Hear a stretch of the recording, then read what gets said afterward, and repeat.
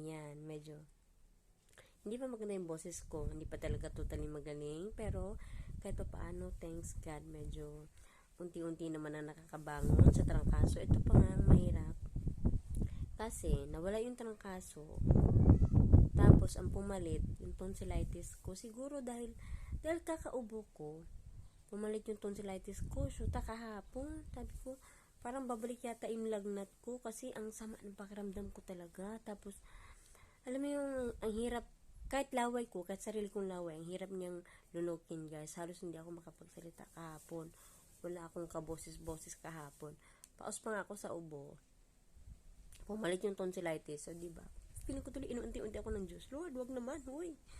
So, ayun, ang ginawa ko, pagkakaalam ko kasi din, pag tonsillitis, pwede kang kumain ng yung kapayas na manibalang, tapos isasawsaw mo siya sa suka. So, ang ginawa ko, nanghingi ako sa kapitbahay, dun sa asawa ng panday namin.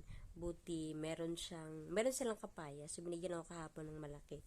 Ano pa yung kalahati? Yung kalahati lang nagamit ko. So, yung kalahati, hindi ko pa naubos. Mas mamaya na yun. As in, kahapon, totally, lugaw lang ako. Kahapon. Nung nagkatrangkaso din ako, more on lugaw. So, lugaw is life. And, ang minumumog ko is tubig na may asin, tapos nalawang ko yung suka, which is advice din sa akin ng isa kong friend, dalagyan ko nga doon ng konting suka. So, kagabi, alam niyo, tinulugan ko talaga si Marius, hindi ko talaga kinaya, guys, promise. Si Marius, kaming dalawa kagabi, wala kaming matinong hapunan, hindi ko talaga kaya, kasi feeling ko, sabi ko, parang babalik yung lagnat ko, ang sama talaga sa katawan. Kaya kagabi, natulog talaga ako, bigyan ko na siyang biskwit. So, natulog siya kagabi, mag-alas 12, ginising niya ako kasi nabot niya sa akin yung cellphone. Kanina, thank God talaga kanina, medyo may boses na ako. Ayan na, kapag salita na ako, unlike kahapon na, halos, ganyan lang talaga kumayaw. So, di ba, wala akong boses talaga. Ngayon, thanks God, lumuwag-luwag na yung lalamunan ko, yung pakiramdam ko, pasensya sa aking buhok na wala pa akong ligo.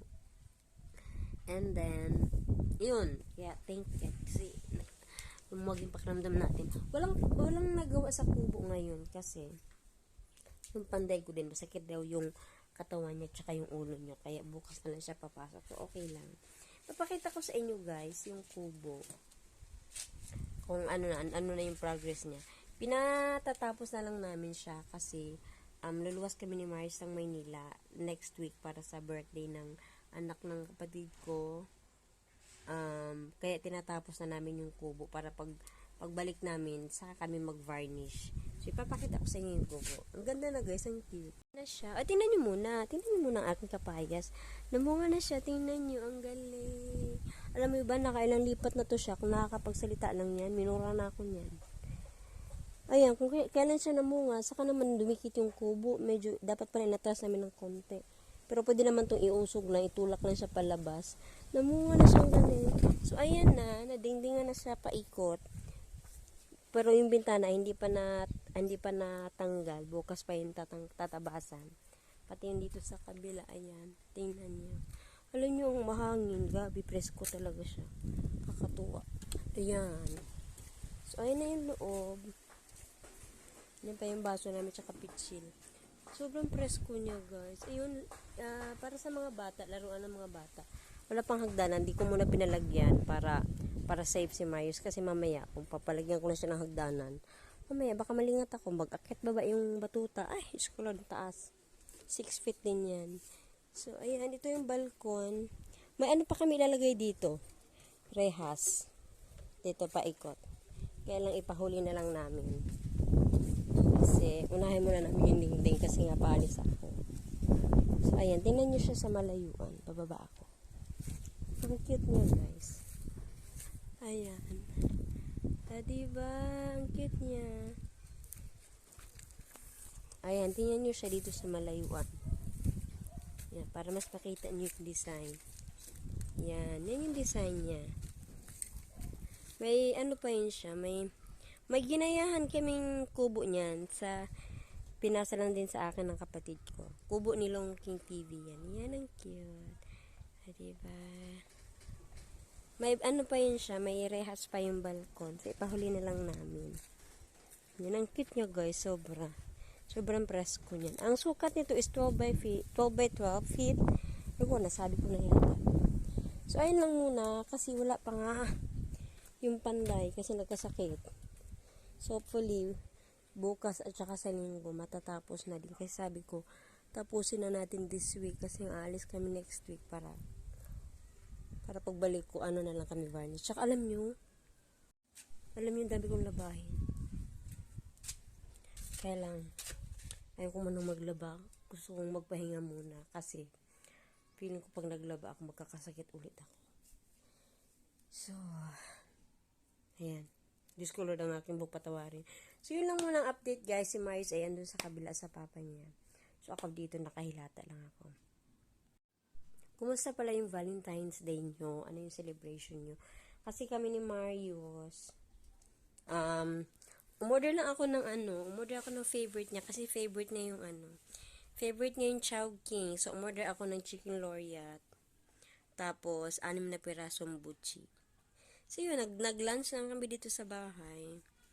Tapos, ayun na. So, sana kayo din sa mga, okay lang yun, kung di tayo nakatanggap ng mga bulaklak. Hindi naman importante yung bulaklak. Kung mga bonus na yun, kung bibigyan tayo. Kung hindi, di okay lang. Mahalaga buhay. Cherries and bitter. So, yun lang. Sana dun sa mga nagmahal at nasaktan, okay lang yan. Happy Valentine's Day pa din. Kasi hindi naman February 14 lang yung Valentine's Day, diba? Dapat araw-araw.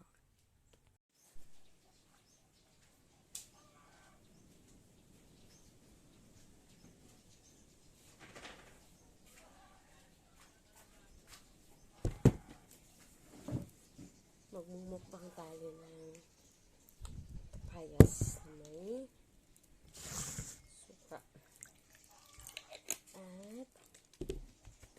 konting asin. Kumain ko na. Ako na naman nakakain. Tapos, hihiwain natin ang papayas. Lunch ko siya, in fairness. Hindi na nga siya, medyo soft. Siya katulad kahapon na maniba lang talaga.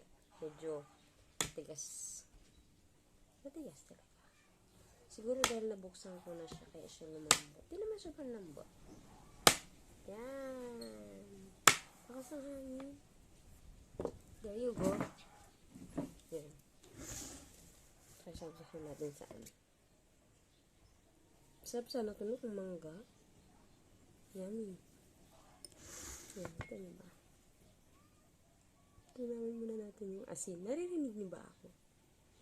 Kasi parang kala kong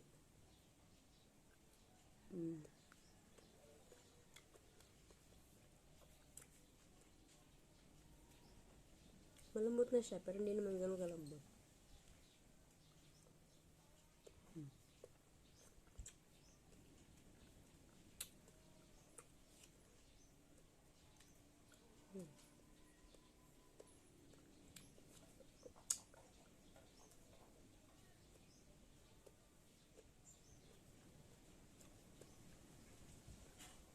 Nasaan sa hangin, sobrang lakas talaga. Narinig niyo ba? Ang lakas.